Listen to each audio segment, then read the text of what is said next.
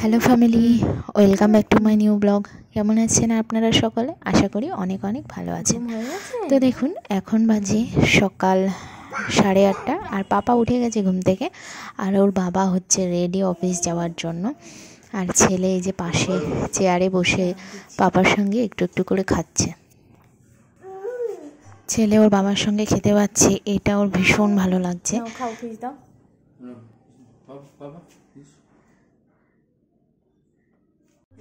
Office যাচ্ছি,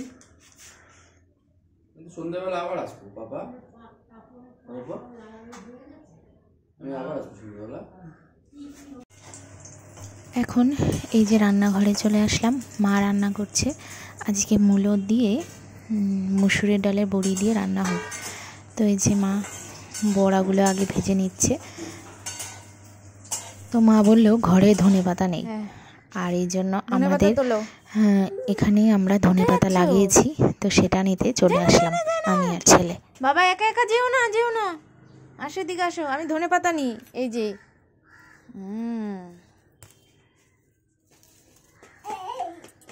এই যে ধনেপাতা। আর এই যে দেখুন, গাছে আমাদের উচ্ছে হয়েছে, কিন্তু আমরা উচ্ছেগুলো খেতে পারি না, যেহেতু রাস্তার ধারে কখন যে কে এসে তুলে নিয়ে চলে যায়। আর এই যে বেগুনের ফুল ফুটেছে, বেগুন হবে, অনেক লাউও বেরিয়েছে। নিয়ে এসছে,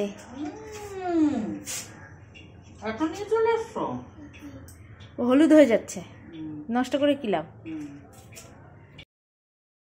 তো এখন দুপুরে রান্না বান্না দেখাই। এই যে পালং শাকের তরকারি হয়েছে, মূলো শাক পালং শাক একসঙ্গে।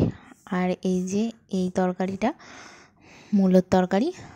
আর এই যে রয়েছে, এটা হচ্ছে শোল মাছ।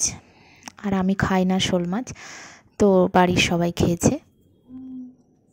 এই যে ওর বাবা চলে এসেছে অফিস থেকে, আর ওর বাবার পায়ের আওয়াজ শুনলেই ও দৌড়ে চলে যায়, গিয়ে কোলে উঠে পড়ে বাবার।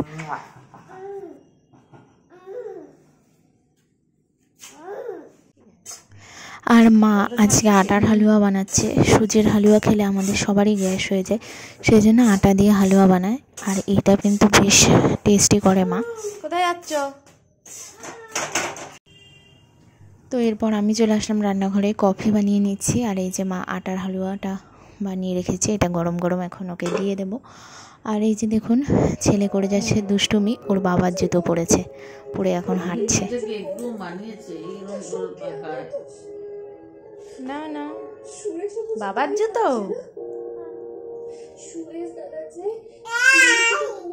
বাবাকে ডাক। তো আজকের ব্লগটা এই পর্যন্তই। আপনাদের কেমন লাগলো অবশ্যই কমেন্টস করবেন, আর যারা নতুন দেখছেন তারা অবশ্যই সাবস্ক্রাইব করে নেবেন। দেখা হবে নেক্সট ব্লগে। এখন টাটা।